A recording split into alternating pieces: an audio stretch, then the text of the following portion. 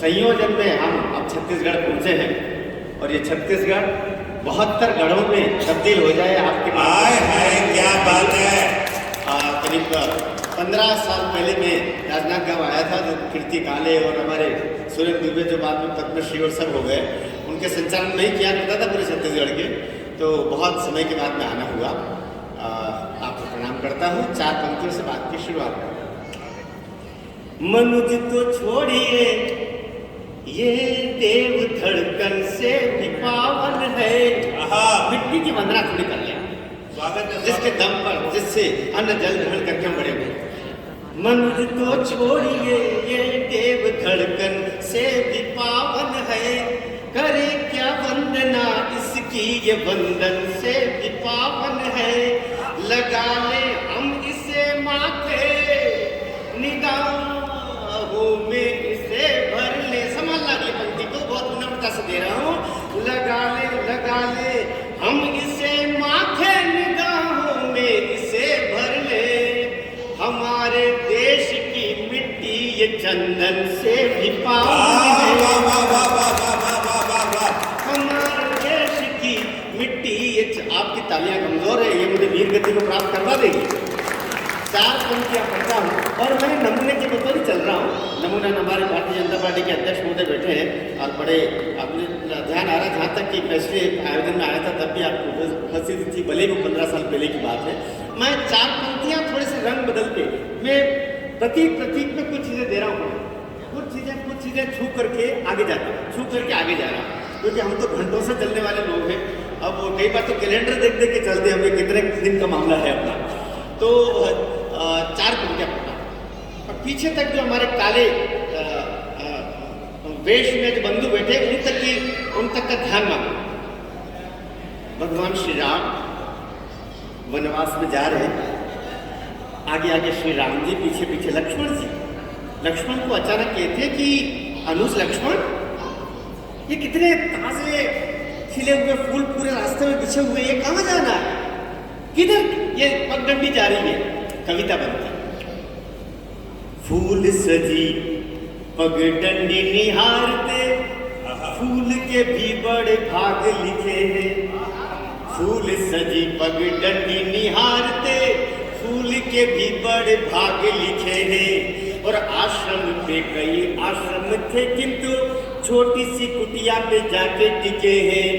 आश्रम पे कई आश्रम थे, किंतु छोटी सी कुटिया पे जाके टिके हैं। तो झूठे किए हुए बेर सभी देखो, झूठे इन बेरों के मोल बिके हैं। समान आगे पंक्ति को, झूठे किए हुए बेर सभी देखो, झूठे उन बेरों के मोल बिके हैं। और शबरी में भीलनी देखे सभी, समान पंक्ति को, शबरी में भीलनी देखे सभी, प्रभु राम को उसमें कौशल्या दिखे हैं। सभी प्रभु राम को उसमें कौशल्या दिखे हैं, राम को उसमें कौशल्या दिखे हैं। 4 पंक्तियां और बोलता हूँ। एक पार्टी का नाम नहीं लेता, लेकिन प्रभु का स्मरण करते हुए उसका अपने आप संस्मरण में आता है। एक पार्टी जो 125 साल पुरानी, उसकी एक जमाने में कई सरकारें हुआ करती थी, बल्कि उसकी हुआ करती थी। होते यहीं तक रह गई। पंक्तियां पढ़ता हूँ, क्यों रह गई, मैंने नाम नहीं लिया। देखिए कवि की कला, क्यों रह गई। सेतु बन रहा, बाबा जी सेतु बन रहा, भगवान को लगता है कि वे भी कुछ करें। एक पत्थर उठाते हैं, कविता बनती है। पीछे बहुत शांति है, ये शांति बनी रहनी चाहिए। मंच के पीछे जो शांति है वो बनी रहनी चाहिए, बल्कि और ज्यादा शांति हो जाए तो और ज्यादा अच्छा होगा। सुनेगा, सेतु बनाने को दौड़े रहे सब, देखा प्रभु ने तो आप भी आए। एक पार्टी ने कह दिया, उसकी मंत्री ने सुप्रीम कोर्ट में ये शपथ पत्र देके कहा, जब उनकी सरकारें हुआ करती थी कि राम का तो कोई अस्तित्व है ही नहीं, लिहाजा राम सेतु तोड़ दिया जाए। उस पार्टी का उल्लेख कैसे कर रहा हूं। सेतु बनाने को दौड़े रहे सब, देखा प्रभु ने तो आप भी आए। और राम ने पत्थर छोड़ा जो हाथ से, सब ही चकराए, राम ने पत्थर छोड़ा जो हाथ से, डूब गया सब ही चकराए। तो शीश झुका जामवंत जी नील से, शीश झुका जामवंत जी नील से, अंगद से मुस्का के बताए। आप संभालना पंक्ति को। शीश झुका जामवंत जी नील से, अंगद से मुस्का के बताए। राम ने छोड़ दिया जिसको, उसे कौन यहाँ जग में अपनाए। बोलिए जय जय श्री राम। मर्दों की तरह सब हाथ ऊपर करो, बहनें भी हाथ ऊपर। जय जय श्री राम, जय जय श्री राम। एक कविता पढ़ना चाह रहा हूँ बाबा जी। वो कविता अभी आपने नहीं सुनी, इसलिए आपके तक पहुंचा। और ये कश्मीर फाइल्स नाम से जो आई, इस मेरी 20-25 साल पुरानी एक कविता। मैंने एक टीवी पर एक इंटरव्यू देखा था जिसमें दो सगे भाई, एक पाकिस्तान की सीमा में चला गया, उसको भाइयों ने पकड़ करके उसको मुसलमान बना दिया। एक इधर ही रह गया जो हमारा सिख भाई था, सिख परिवार के दो बंधु, उनको टीवी पर एक साथ दिखाया। एक सिख रुपये है और दूसरे को चचा जान बना दिया। दोनों का उस जो पाकिस्तान था वो रोते हुए बताता कि मैं कैसे बकरियां चराते चराते वहां चला गया। क्या कारण है बाबा जी कि ये लोग अलग देश ले लिया, उसके बावजूद यह दौड़े चले आते। इनको कश्मीर चाहिए, इनको ये चाहिए, पेट इनका भरता ही नहीं है। तुम कश्मीर चाहते हो, हम देते कश्मीर बेटा, लेकिन तुम हमारी भी एक मांग मांगो कि चोर उचकों के जैसे तुम सीमा को लांगा करते हो, किसी भिखारी की तरह बस कश्मीर मांगा करते हो। समानता पंक्तियों को आखिरी के ये बिल्कुल नलनील बातें कर रहे हैं। थोड़ा सा इधर भैया जी, आपके भी चश्मा मेरे भी चश्मा, अपन दोनों पिछले जन्म के रिश्तेदार। इधर देखो सामने। चोर उचक्के के जैसे तुम सीमा को लांगा करते हो, किसी भिखारी की तरह बस कश्मीर मांगा करते हो। तो सुजलाम सुफलाम शस्य श्यामलाम वाला गान तुम्हारा है, सुजलाम सुफलाम शस्य श्यामलाम वाला गान तुम्हारा है। वंदे मातरम गा दो, पूरा हिंदुस्तान तुम्हारा है। वंदे हाथ कीजिए, वंदे वंदे। और उचकों के जैसे तुम सीमा को लांगा करते हो, किसी भिखारी की तरह बस कश्मीर मांगा करते हो। सुजलाम सुफलाम शस्य श्यामलाम वाला गान तुम्हारा है। वंदे मातरम गा दो, पूरा हिंदुस्तान। मैं क्या बोलता हूँ कि किसने बोला था तुमको तुम हमसे दूर चले जाओ? किसने बोला था? किसने बोला था तुमको तुम हमसे दूर चले जाओ? बंटवारे के झूठ फरेबी नारे भी चले जाओ। किसने बोला था तुमको तुम हमसे दूर चले जाओ? बंटवारे के झूठ फरेबी नारे भी चले जाओ। अरे भारत माता के सीने पर एक निशान बना बैठे। समझना की पंक्ति को। भारत माता के सीने पर एक निशान बना बैठे, जिन्ना के बहकावे में तुम पाकिस्तान बना बैठे। जिन्ना के बहकावे में तुम पाकिस्तान बना बैठे। जो कुछ हुआ उसे बिसरा दो, जो कुछ हुआ उसे बिसरा दो। आओ गले मिलो फिर से। समझना जी पंक्ति बाबत। जो कुछ हुआ उसे बिसरा दो, आओ गले मिलो फिर से। कीचड़ से फिर बाहर निकलो, बनकर कमल खिलो फिर से। जय जय श्री राम का जय जय जय। कीचड़ से फिर बाहर निकलो, बनकर कमल खिलो फिर से। राम तुम्हारे, कृष्ण तुम्हारे, हर भगवान तुम्हारा है। वंदे मातरम गा दो, पूरा हिंदुस्तान। बड़ा आसान है ये कहना कि धर्म बदल दिया। जो धर्म बदलता है ना, उसकी गति क्या होती है। पंक्तियां बोलता हूँ, चाहे वो अफगानिस्तान में हमारा, क्योंकि उनके पूर्वज और हमारे पूर्वज कभी साथ साथ मंदिर जाते रहे। उनके पूर्वजों ने हिम्मत हार ली और पूजा पद्धति बदल ली। हमारे पूर्वजों ने हिम्मत नहीं हारी, आज भी हम मंदिर जा रहे हैं। यही अंतर है, वरना कोई डीएनए में अंतर नहीं है। पंक्तियां बोलता हूँ कि याद करो वो काला शासन कितना जुल्म ढाया था। याद करो मुगलों का शासन कितना जुल्म ढाया था। तलवार उनके दम पर गौ माता का मांस खिलाया था। उन्हें याद दिला रहा हूं। याद करो वो काला शासन कितना जुल्म ढाया था, तलवारों के दम पर गौ माता का मांस खिलाया था, तलवारों के दम पर गौ माता का मांस खिलाया था। एक धर्म से अब देखना धर्म परिवर्तन तो क्या होता है। और ये पंक्तियां आपके भीतर की संवेदना को झकझोरते तब ताली बजाना। एक धर्म से और धर्म तक कैसे दूरी नापी थी, एक धर्म से और धर्म तक कैसे दूरी नापी थी, राम छोड़ अल्लाह कहने में कितनी जिह्वा कापी थी। अरे क्या बात, राम छोड़ अल्लाह कहने में कितनी जिह्वा कापी थी। कभी अकेले में बैठो, कभी अकेले में बैठो, फिर पूछो मन क्या कहता है, कभी झांकना अपने दिल में, उसमें हिंदू रहता है। वाह वाह वाह, कभी वाह, वाह, झांकना, एक भी हाथ खाली नहीं रहना चाहिए, मेरी मेहनत जाया नहीं होना चाहिए। कभी अकेले में बैठो और पूछो मन क्या कहता है, कभी झांकना अपने दिल में, उसमें हिंदू रहता है। उस हिंदू को जिंदा कर लो, हर वरदान तुम्हारा है। वंदे मातरम गा दो पूरा हिंदुस्तान। आखिरी की पंक्तियां पढ़ रहा हूँ, आखिरी की पंक्तियां। और वह जो हमारा सपना है, एक बृहद सपना है, उस सपने को हम पूरा करना चाह रहे हैं। एक प्रधानमंत्री हुए थे गूंगे, पूरी उम्मीद थी कि ये कम से कम हमारा सिख बंधु है, ननकाना साहब के लिए कुछ न कुछ तो करेगा।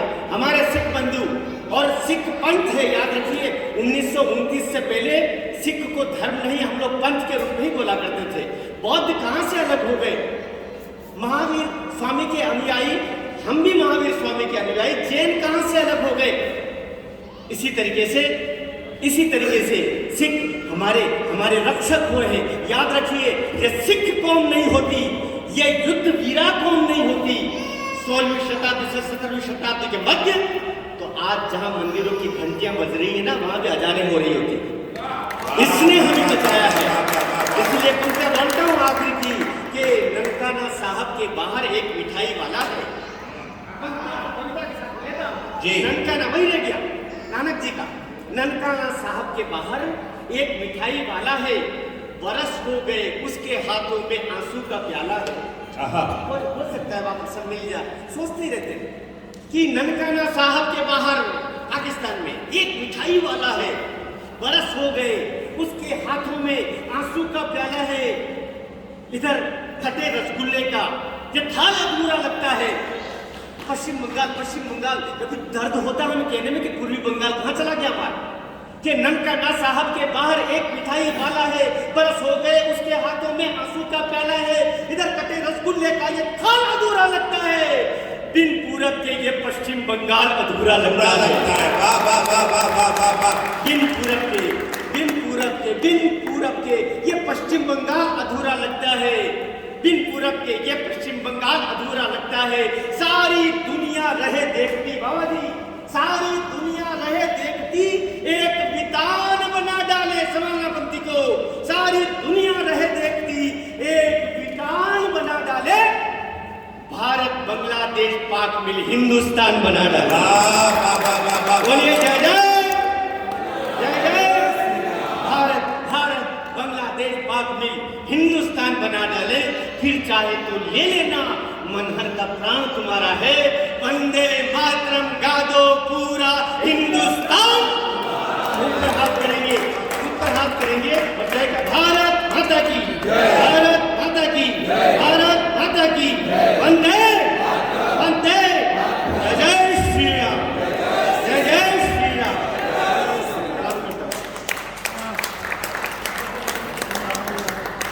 एक बार पूरा सदन हाथ उठा के तालियां बजाए। कमाल की रचना चंदू मनाली ने सुनाई है आपको। और बाबा जी, मुझे लगता है कि अब हम इस कार्यक्रम को आपके लायक बना सके हैं। शायद हमने पूरी कोशिश की है, अभी भी अगर नहीं बना है तो हमारी गलती है और आगे से हम ध्यान रखेंगे। लेकिन अब क्योंकि मेरे पास और कोई विकल्प भी नहीं है, जब मैं अपना सबसे बड़ा शस्त्र भी चला चुका हूँ, जिन्हें शंभू सिंह मनहर कहा जाता है, तो अब सिर्फ यही है कि परमाणु बम को ही लाया। मोदी जी बाबा जिनके बारे में मैंने बताया, यात्रा के पीछे उनका बहुत अमूल्य योगदान है। लगातार साथ चल रहे हैं, योजना से लेकर क्रियान्वयन तक सब कुछ उन्हीं में निहित है। मैं 4 पंक्ति पढ़ता हूं कि तुम्हारी याद के, डॉक्टर प्रवीण शुक्ल कहीं लिखते हैं, तुम्हारी याद के साए में आकर बैठ गए, हम अपने जख्म को दिल से लगाकर बैठ गए, आपके बारे में सोचा तो कुछ यूं लगा हमें, इलाहाबाद में जाकर संगम नहाकर बैठ गए, इलाहाबाद में जाकर। आदरणीय श्री सत्यनारायण मौर्य बाबा जी।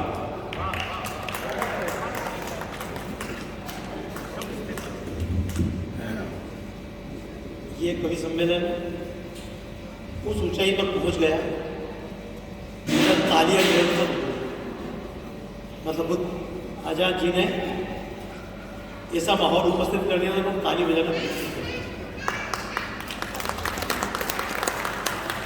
एक बार जोरदार तालियां बाबा जी के सम्मान में बजे। आप बस एक बार बजा तो फिर तो वो खुद बजवा दें।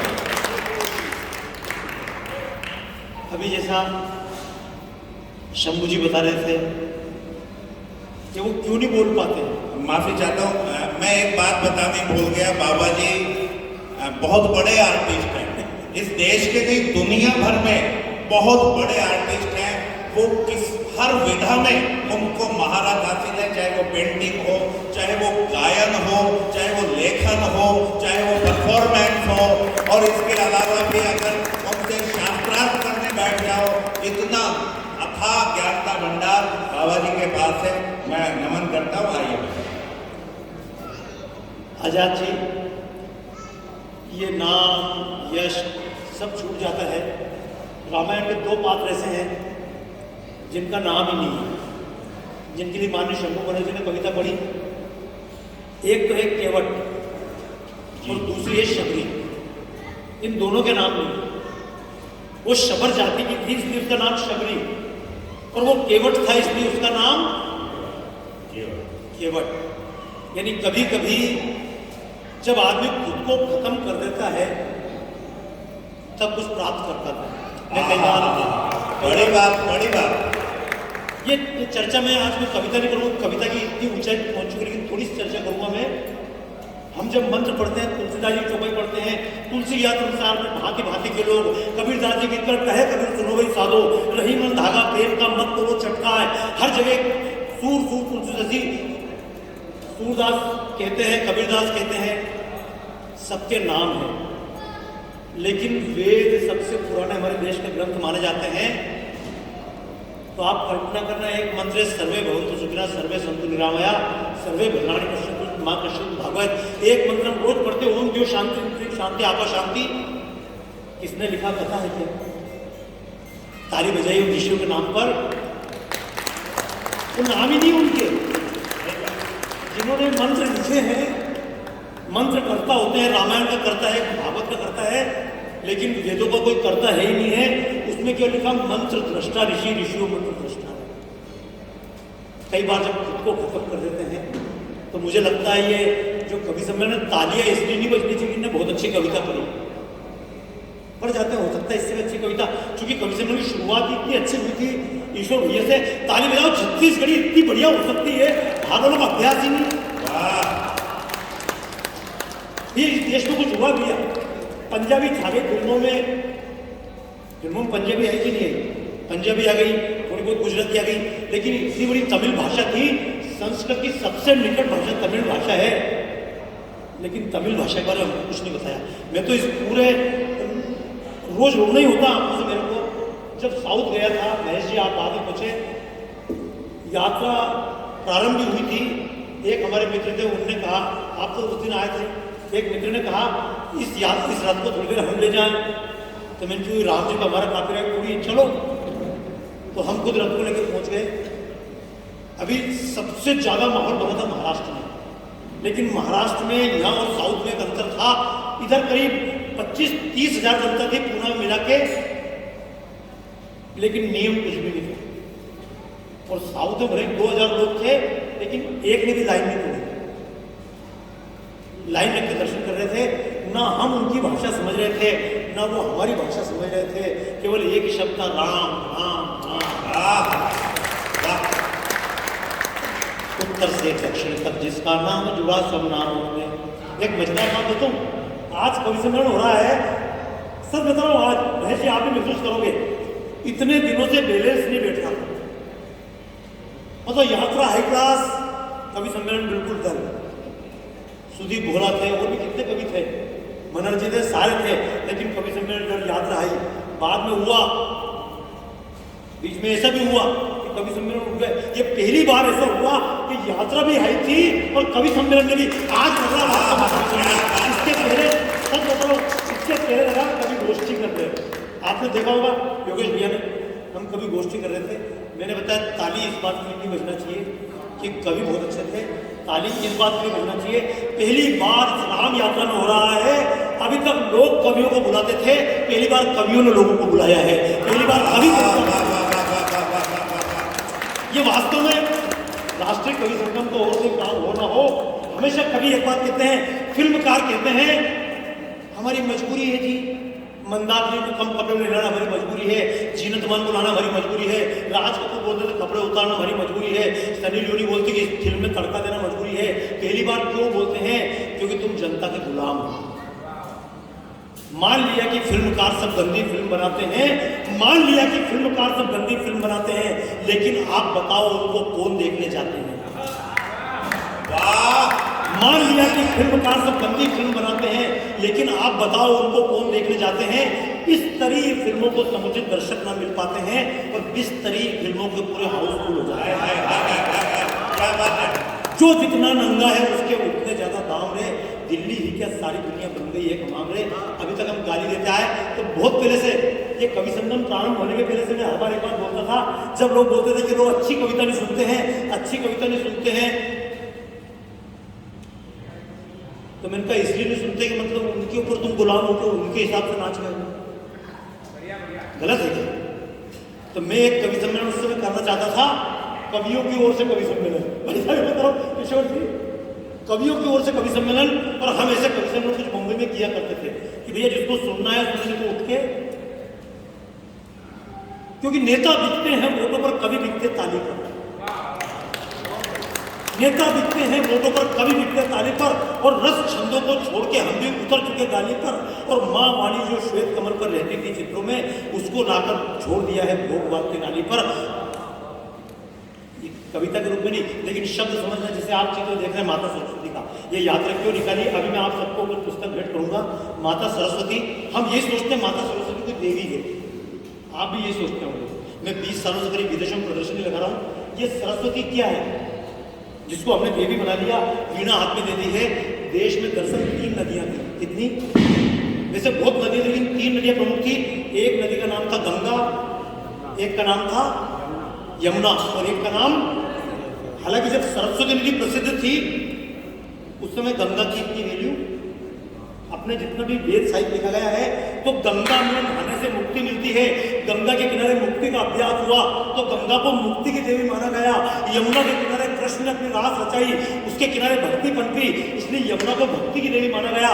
और सरस्वती नदी निकलती थी आदि बद्री से और पूरे राजस्थान होते हुए जाकर मिलती थी गंगा अपने इधर गुजरात की खाड़ी में, कच्छ की खाड़ी में। तो चूंकि इसके किनारे पूरे वेदों की रचना हुई, सारे ज्ञान की रचना हुई, इसलिए सरस्वती नदी को ज्ञान की देवी माना गया। और इसके लिए भी कारण समझना, गंगा नदी में मगर बहुत है, मगर बहुत थे, आपको बचे नहीं, इसलिए गंगा की सवारी मगर है। यमुना के बुजुर्ग लोग जानते हो, माननीय कुंचन जी जानते होंगे, बुजुर्ग लोग जानते हैं, यमुना में कछुए बहुत थे, इसलिए इसकी सवारी कछुए थी। और चूंकि सरस्वती नदी के किनारे हंस बहुत थे और मोर बहुत थे, इसलिए सरस्वती, राजस्थान में देखिएगा तो इसकी सवारी हमने मानी। ये हमारी एक नदी की तस्वीर थी, लेकिन हम इसको भूल गए। हमको बताया गया हुआ क्या, सरस्वती नदी जमीन पे बहती थी, लेकिन बाद में किसी उथल पुथल के कारण वो जमीन के अंदर चली गई। तो पूरे देश के वामपंथियों ने हमारे पूरे वेदों को नकार दिया, बोले वेद में झूठ लिखा है। बोले क्यों लिखा है? बोले वेदों में सरस्वती नदी लिखी है, ये तो है ही नहीं, और वास्तव में थी भी नहीं। हमारी सरकार ने सिर झुका लिए, लोगों ने सिर झुका लिए, सरस्वती को कल्पना मान लिया, लेकिन ताली बजाई, एक महापुरुष पैदा हुए थे, मोरो पंजी पिंगले। ये पूरा राम जन्मभूमि आंदोलन, हमको रथ यात्रा निकालने की प्रेरणा कहाँ से मिली? प्रेरणा पुरुष तो वो थे मोरोपंजी पिंगले, उनने यात्रा निकाली थी। उनके निर्देश पर वाकणकर जी ने यात्रा निकाली। वो उन्होंने कहा है ग्रंथ में अगर लिखा सरस्वती थी तो है, और उन्होंने पूरी यात्रा की। और यात्रा कैसी? जो गांव में गीत गाए जाते हैं, आपको नहीं पता आपके गांव में कैसे गीत गाए जाते हैं, हमको पता नहीं, लेकिन गीतों में हमारा इतिहास छुपा है। वो गीत ढूंढे गए। उसके बाद समुद्र किनारे पत्थर होते हैं, नदियों में कैसे गोल गोल पत्थर होते हैं। जैसे आपको मालूम होगा केदारनाथ में त्रासदी आई थी ना, ये त्रासदी क्यों आई थी कि वो मंदाकिनी नदी यूं बहती थी, बाद में वो नदी ने धारा बदल ली, और धारा बदल ली तो उस खाली के ऊपर लोगों ने मकान बना लिए। अचानक नदी को याद आया, नदी की स्मृति बहुत होती है, अचानक नदी को याद आया, वो नदी फिर उस रास्ते पे आ गई, तो सारे मकान डूब गए। तो वाकणकर जी ने और एक पुरातत्व वेत्ताओं का दल चला, उसने पूरे रास्ते पे शोध किया और अंत में सरस्वती नदी निकाल के दी। बाद में टाटा इंस्टीट्यूट ने जहां पर रास्ता था वहां पर हैंडपंप खोदे तो वही सरस्वती नदी का पानी निकलकर बाहर आ गया, और अब पूरी दुनिया ने स्वीकार कर लिया कि सरस्वती नदी है। सैटेलाइट की मैंने बता दिया सरस्वती नदी है, सब कुछ था। प्रश्न इस देश का इतिहास है, और मैं कहता हूँ राम भी इस देश का इतिहास है। अगर आप चलें तो मैं तो आप सबको आमंत्रित करना भूल गया, अगली बार फिर चलेंगे। ये यात्रा तो ट्रायल है। किष्किंधा अगर चले जाए, आप तो गए महेश जी, कमल कभी किष्किंधा चलो तो किष्किंधा के पहाड़ आपको, मैं तो चाहता था अगली बार मैं आऊँगा तो आपको कोई प्रोजेक्टर पे दिखाऊँ और आप देखना, यूट्यूब आप बता दीजिएगा। किष्किंधा के पहाड़ ऐसे हैं, इस पूरी बिल्डिंग के बराबर एक पत्थर, फिर इस कमरे के बराबर एक पत्थर, ये पत्थर के ऊपर पत्थर जमे हैं, और आज तक दुनिया के वैज्ञानिकों को समझ में आ रहे पत्थर किसने ले जाकर रखा। लोग बोलते हैं हनुमान जी ने रख दी, कुछ लोग बोलते हैं एलियन ने रखे। वो इस प्रकार के पत्थर हैं। रामायण में जिन गीतों का वर्णन है, अशोक वाटिका में जिस प्रकार के पौधों का वर्णन है, जो मेरी पुस्तक है जिस प्रकार के पौधों का वर्णन है, आज भी अशोक वाटिका में वैसे पौधे हैं। लेकिन हमको थोड़ी मेहनत करनी पड़ेगी। मेहनत किस प्रकार से? कवि के नाते कुछ मेहनत और कुछ विचारक के नाते। जैसे शबरी माता अपन बोलते हैं, शबरी कौन थी? तो अद्भुत है। अब कवि के बारे में तो क्या कहें, हंसा भी दिया, रोला भी दिया, ताली बजा दी, मुखिया गंदगी खून दौड़ने लगा, और कभी आंखों से पानी बरसने लगा। कहत सुनत आवे, कहत सुनत आवे, अखियों में पानी, राम कहानी सुनो रे, राम कहानी, राम कहानी सुनो रे, राम कहानी। एक ने बताया सूरदास ने किसने कविता गाई थी कि अंधे सूरदास ने कन्हैया को कविता लिखी, अरे ये रविंद्र जी भी दोनों आंखों से अंधे थे। राम को जीवित करके आपको भी सुन के देखिएगा, हमको भी बहुत लगता था। मैं भी जब दुनिया में घूमा 58 बार अमेरिका होके आ गया और दुनिया भर में ग्रंथ पढ़ लिए, तो पढ़ के लगता था हम बहुत ज्ञानी हो गए। एक बार खाली ज्ञान का अहंकार उतरा, उत्तरकांड तुलसीदास की कुछ चौपाइयाँ पढ़ी ने सारा अहंकार गया हमसे कि आके घूम के यही आना था। मैं आपसे ये बोल रहा था, शबरी के बारे में कहा जाता है कि शबरी कोई बिल्ली थी, उसने राम को बेर खिलाया, तुलसीदास के रामायण में। लेकिन वाल्मीकि रामायण में लिखा हुआ क्लियर, भाई राम को क्या मालूम था कहाँ जाना। मैं आपसे पूछ रहा हूँ, हम यहाँ तक आए, रास्ते में बोर्ड लगे हुए हैं, रास्ते में GPS रखा है, और देखना बहुत छोटे हो रहे हैं हमारे मन। मैं बता रहा हूँ छोटी छोटी चीज़ ध्यान देना। मैं पेंटर था, जैसा बताया आजाद जी ने, मैं पेंटर था, तो हम क्या करते थे, किसी की नेम प्लेट बनाना होती थी, नाम लिखते थे योगेश अग्रवाल, फला गली मोहल्ला, नीचे ऐसा करते थे ना। किसी दुकान का बोर्ड बनता था तो दुकान का नाम लिखते थे वर्मा एंटरप्राइजेज, नीचे कम से कम पूरे सड़क का मोहल्ले का नाम लिखते थे, उसके अंदर शहर का नाम लिखते थे। अब मैं आपको चैलेंज करता हूँ, गाड़ी में बैठ के चले जाइए, कहीं भी शहर का नाम नहीं मिलेगा। अगर शहर का नाम चाहिए तो कोई ना कोई बैंक मिलेगी या सरकारी बिल्डिंग मिलेगी, उसको नाम मिलेगा। और ये बेईमानी कहाँ से चालू हुई? हम जैसे पेंटरों को कम मेहनत करना पड़े तो हम बोलते थे नीचे नाम लिखने की क्या जरूरत है? दिल्ली में तो हुई थी नीचे दिल्ली लिखने की क्या जरूरत है? इस मोहल्ले में तो हुई थी मोहल्ला लिखने की क्या जरूरत है? अरे मोहल्ले में अपने लिए लिखते थे, पर मैंने बताया पहले हम बोर्ड लगाते थे, दुकानों के बोर्ड होते थे, रास्ते होते थे, लोगों से पता पूछा जाता था। राम जब कभी दक्षिण में आए थे तो आप मुझे बताइए, राम को पता किसने बताया? यहाँ तक था। ये हमारा सौभाग्य आप सबका, आज हम दंड कारण्य में बैठे हुए हैं। ये पूरा छत्तीसगढ़ दंड कारण्य है। ये तो जो अभी राजपूत जी बात कर रहे हैं, हम तो कश्मीरी यात्रा में साथ गए थे, ये बोल रहे हैं कि माता कौशल्या राम तो यहाँ के भांजे हैं। पर अभी भी परंपरा बता दूं मैं आपको, मैं कविता नहीं पढ़ने की इच्छा है मेरी, आपसे बात कर रहा हूँ, 2 मिनट और बात करूंगा।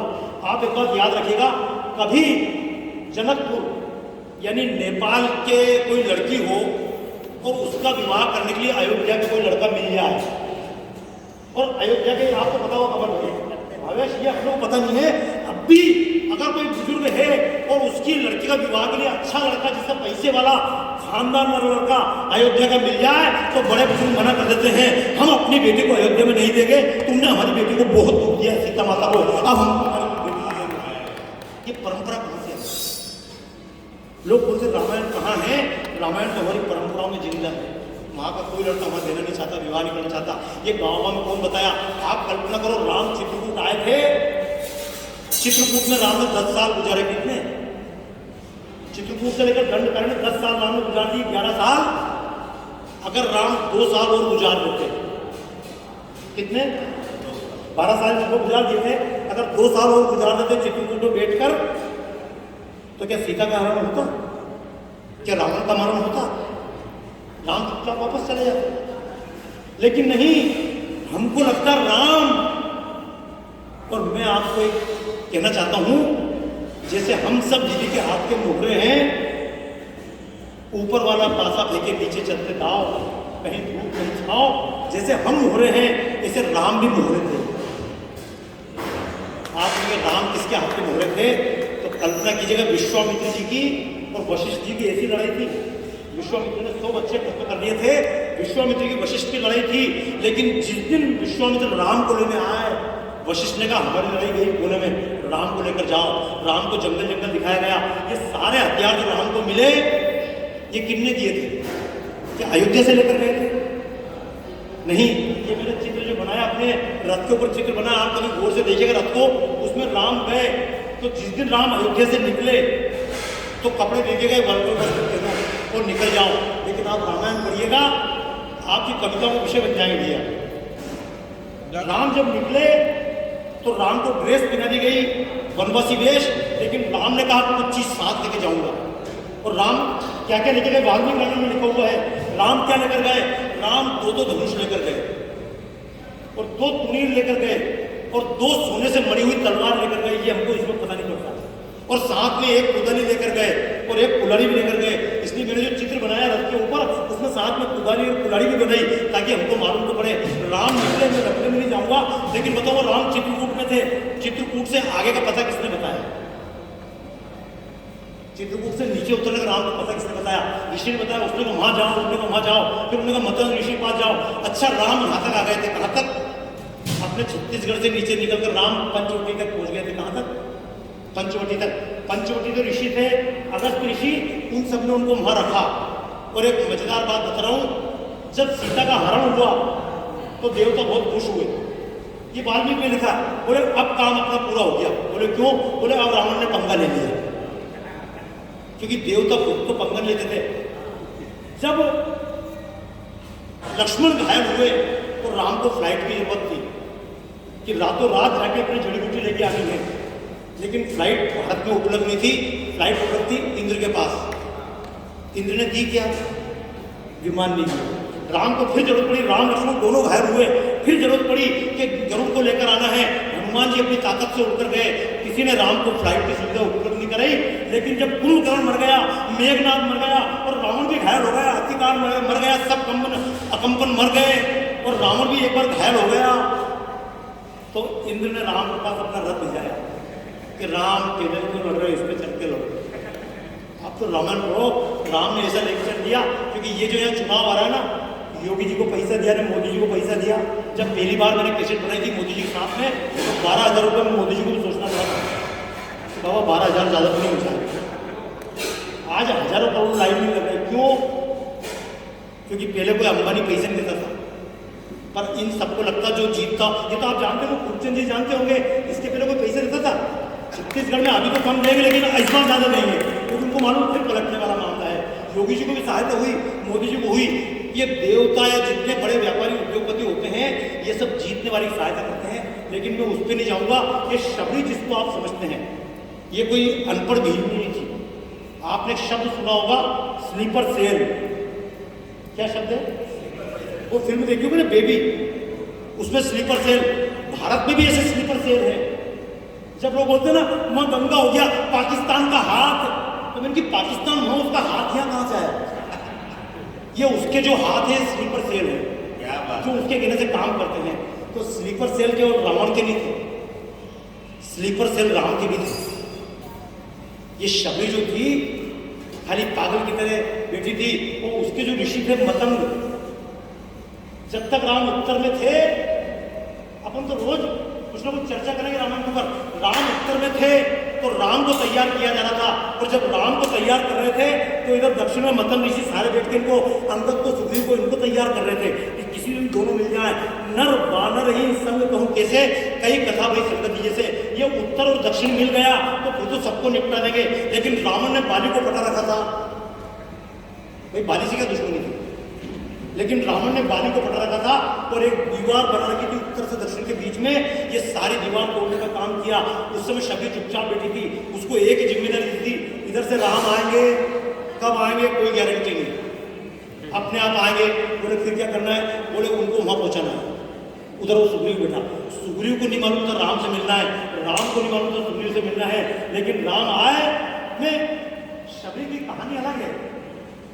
जैसे बोलते हैं दुर्योधन को मेवा त्यागो, सात विदुर को खायो। अब आप असली महाभारत में तो विदुर कौन थे? विदुर महामंत्री थे। इसी हस्तिनापुर जैसे राज्य का महामंत्री कोई घर का कुछ नहीं था। इतना वैभव उनके पास था कि 12,000 सैनिकों को उन्होंने भोजन कराया था। तो विदुर गरीब नहीं थे। लेकिन सूरदास ने पंक्तियां लिखी, सात विदुर को खायो, तो लोग समझ रहे सूर्य बेचारा बिल्कुल गरीब आदमी था विदुर। ये कहानियां बन जाती, कभी तो कहाँ मोड़ कर दे। तुलसीदास ने शबरी को क्या बना दिया? शबरी ऐसी स्लीपर सेल थी जो राम का इंतजार कर रही थी। और राम आए तो उसके बिना लोग समझते थे पागल है। लेकिन राम ने जैसे ही शबरी के घर में भोजन किया और शबरी ने कहा जाकर सुग्रीव से मिल लो। और जैसे ही मिली तो शबरी ने तुरंत कहा कि राम थोड़ी देर रुक जाओ। बोले क्यों?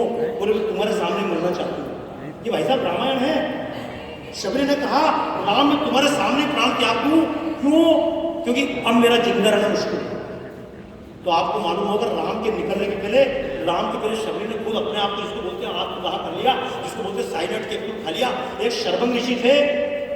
ये इस बात को बता के अपनी बात समाप्त करूँगा, क्योंकि अब तो मेरी भी इच्छा होगी कभी आऊँ तो 2-3 बार पहले आ चुका हूँ मैं राजनांदगांव में, वो कीर्तन भी कर चुका हूँ। इच्छा की पेंटिंग करूँ, लेकिन पेंटिंग से ज़्यादा आपने रस ले लिया और संगीत की कोई जरूरत नहीं। जब गीतों में इतना आनंद आ जाए, भाई सजना क्यों पड़ता है मुझे बताओ।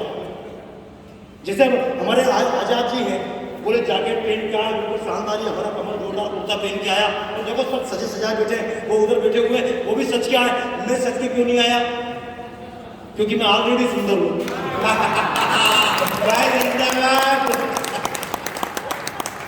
अरे यार, कोई जरूरी आदमी पी के ही आजाद हो? आदमी बिना पिए भी आजाद होता है। एक ऋषि थे शर्वंग।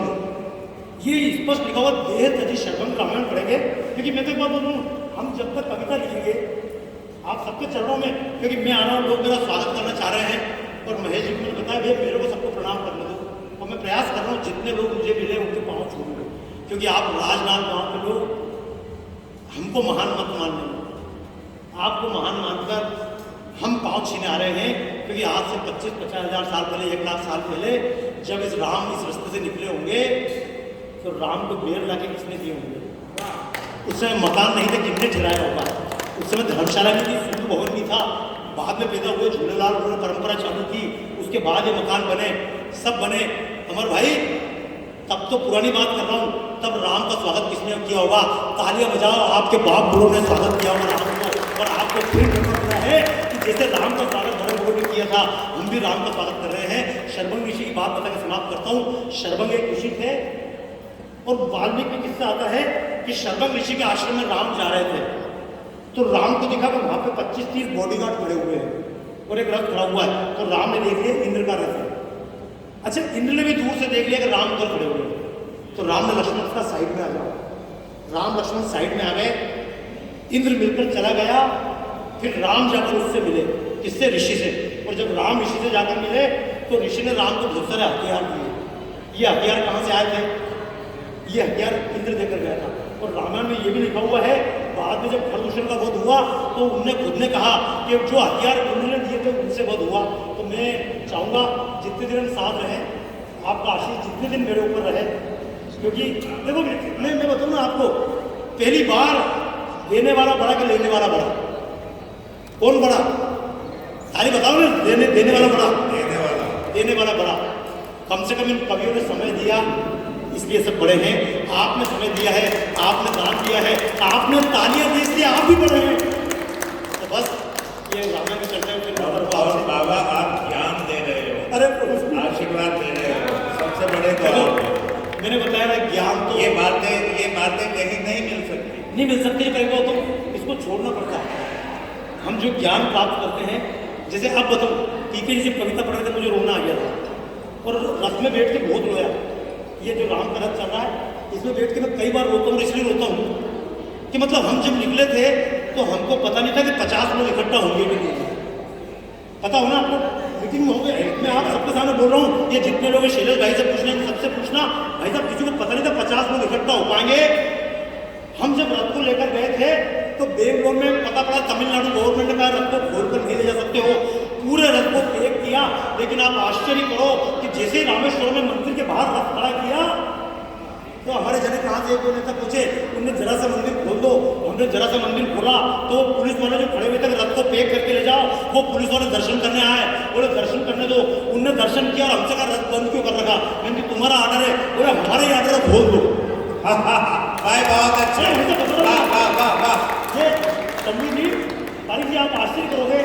उसके बाद निकल के आ रहे हैं। पहले हमारा घमंड था, मैं सच बोल रहा हूँ आपको, हमने बहुत अहंकार किया था। हमको अहंकार था कि हम राम जी को लेकर जा रहे हैं, लेकिन हमारा अहंकार चूर चूर हो गया। अब हमको ऐसा लगता है राम हमको गोदी में बिठा कर ले जा रहे हैं।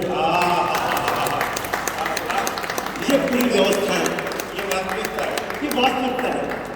इसलिए मैं तो योगेश भाई से बात चल रही तो नहीं, यहाँ से रथ जाएगा, वहाँ से नहीं जाएगा। लोगों ने कहा, कुछ लोग बैठ कर जो कमरे में बैठकर योजना बनाते हैं, महेश जी ये कमरे का काम नहीं है, कमरे में बैठकर मोबाइल का काम नहीं होता है। जो लोग योजना बनाते हैं, यहाँ ये बात है, यहाँ ये बात है, यहाँ फलावासी है, आदिवासी है, लेकिन सारे भारतवासी हैं और सारे राम के दिल के वासी हैं। इस देश में राम का विरोध। मैंने तो योगेश भाई को कहा कोई नहीं जाएगा तो मैं रथ पे आगे मैं बैठूंगा। तो बोले साथ में बैठेंगे बाबा, अकेले नहीं हो गए, दोनों बैठेंगे। और जब राम के तीन चलते तो सामने कोई तीन नहीं आता है। मैं आप सबके चरणों में बहुत बहुत प्रणाम करना चाहता हूँ और केवल एक पंक्ति गा लीजिए साथ में जी, क्योंकि आपके पूर्वजों ने राम का स्वागत किया और आपको राम के चरणों का स्वागत करने का मौका मिला। वो बरगद की छाया, वो आंगन, वो कुटिया। कपटी हजारों साल पहले तब नल नहीं था, बिस्लरी वाटर नहीं था, तो कहीं डोरी होगी, कहीं कुटिया होगी पानी खींचने की। वो बरगद की छाया, वो आंगन, वो कुटिया। बरगद, सभी गाइए। सभी तो नहीं गा रहे हैं, इसको शर्मा भी रहे। अरे झूम के गाना, एक बार झूम के गाइए। चलो सब अपने स्थान से खड़े हो जाइए, बिल्कुल खड़े होकर झूमते हुए मंच के पास तक आ जाइए। अब बिल्कुल निकल कर सामने आ जाइए। वो बरगद की छाया, वो आंगन, वो कुटिया। बरगद की छाया, वो आंगन, वो कुटिया। कुएं वो डोरी, वो डोरी, वो लुटिया। नदियाँ वो कुएं, वो डोरी, वो लुटिया। आंखों में दृश्य वो, आंखों में दृश्य वो तमाम आ रहे। राम आ रहे, सुख धाम आ रहे। राम आ रहे, सुख धाम आ रहे। लंका से वन में फिर राम आ रहे। लंका से वन में फिर राम आ रहे। अपनों से मिलने फिर राम आ रहे। अपनों से मिलने फिर राम आ रहे। केवल जो पीड़ा शंकर जी ने बताई वो मेरी भी पीड़ा है। ये जिसको अफगानिस्तान कहते गांधार था, जिसको वियतनाम कहते चंपा देश था, जिसको हम कहते हैं कंबोडिया, ये हमारा कंबोज देश था, जिसको थाईलैंड कहते हैं श्याम देश था, लेकिन ये सब हमारे हाथ से चले गए। कश्मीर के लिए रो रहे हैं। ये कश्मीर फाइल फिल्म देख लेना। जैसा कि बताया किशोर भाई बता रहे थे, ये कश्मीर फिल्म इसलिए मत देखना कि कश्मीर के लोगों का इतिहास है। ये कश्मीर फिल्म इसलिए देख लेना कि ये सोने वाले हिंदुओं का भविष्य है। ये कश्मीर जैसी पीड़ा हमको न भुगतनी पड़े, क्योंकि ये यूपी कोई था, अभी हो गया है रामदेव, जहाँ राम ने असुर विनाश की प्रतिज्ञा की थी वहाँ ऊपर चलो राम जी बाद में दिखते, पहले दरगाह दिखती है। हम कौन बड़ा था ना कौन बड़ा था पता नहीं, ये सब कुछ है। लेकिन बताऊं दुनिया में एक गलती राम ने की थी, वो गलती तुम मत कर लेना। मैं फिर राम के मंच बोल रहा हूँ, गलती मत कर लेना। राम ने गलती की थी, किष्किंधा गए, उस राज्य को पूरा कब्जे में नहीं लिया, राम राम करके वापस आ गए। लंका जीत ली, जा तू खुश रहे, वापस लौट के आ गए। और हम गर्व से बोलते आए हमने किसी की 1 इंच भूमि नहीं दबाई, हमने किसी की 1 इंच नहीं दबाई, लेकिन लोगों ने हमारी वर्ग मीलों भूमि दबा रखी है, हमको कभी शर्म नहीं। इसलिए बता रहा हूँ कि राम को अगर बचाना है, राम को सभी कवि मित्र जितने हैं आपके चरणों में पंक्ति अर्पित कर रहा हूँ। और आप सबके आप, क्योंकि इनको क्या कहूँ, जितने लोग उनको डायरेक्ट बोल दूंगा, मैं इनको बोलूँ फिर ये आपको बोले, ये बीच की दलाली का भाई बता रहा हूँ ना आपको। मेरे को जब मैं बाबा बन के कथा करता हूँ तो कई बार लोग पूछते बाबा जी आपका कोई आश्रम होगा, तो मैंने कि मेरा कोई आश्रम नहीं। इस पूरी यात्रा में 2-3 फ़ोन नंबर मेरे पास है, बाकी मैंने फ़ोन नंबर भी किसी की नहीं लिए। क्यों? लोग चुपचाप आकर बोलते बाबा जी आपको कोई आश्रम होगा, तो मैंने कहा भाई क्यों? बोले आपके आश्रम के लिए कुछ भाई भगवा कपड़े का सम्मान हम देना चाहते हैं। तो पूछते हैं आपकी कोई गौशाला होगी, तो बोले क्यों? बोले कुछ देना चाहते हैं। तो मैं उनसे बोलता हूँ मेरे को दलाल क्यों बनाते हो? क्या आपके यहाँ कोई गाय नहीं है? ताली बजाइए। आपके आश्रम में जितनी गाय हैं, राजनाथ गांव के आसपास जितनी गाय हैं, वो सारी कृष्ण कन्हैया की गाय हैं, सारी मेरी गाय हैं। किसी भी गाय को भोजन करा देना, मैं आपके चरणों में प्रणाम करूँगा। यहाँ का कोई बच्चा अनपढ़ न रहे। पिछली बार एक बार विद्यार्थी परिषद तरफ से आया था, तब पानी बहुत गिर गया था, उन्होंने गायत्री मंदिर में कार्यक्रम किया था। और एक बार बहुत बड़ा कार्यक्रम म्यूनिसिपल स्कूल में किया था, जिसके कई लोग गवाह हैं। मैं तो केवल आपसे एक बात कहूँगा कि इनके मार्फत तो हूँ, फिर ये आप तक बात पहुँचे, फिर आप माने। इससे अच्छा सीधी आप तक बात पहुँचा दूँ कि अगर राम को बचाना है तो राम बन के राम को नहीं बचाया जा सकता। एक सूत्र रूप में जरा सी बात और कहूँ, जब कोई ग्रंथ पूरा होता है तो उसके अंत में लिखते हैं इति, इति श्री, है ना। रामायण के में लिखते हैं अथ, अथा तो ब्रह्म जिज्ञासा, अथा योग जिज्ञासा।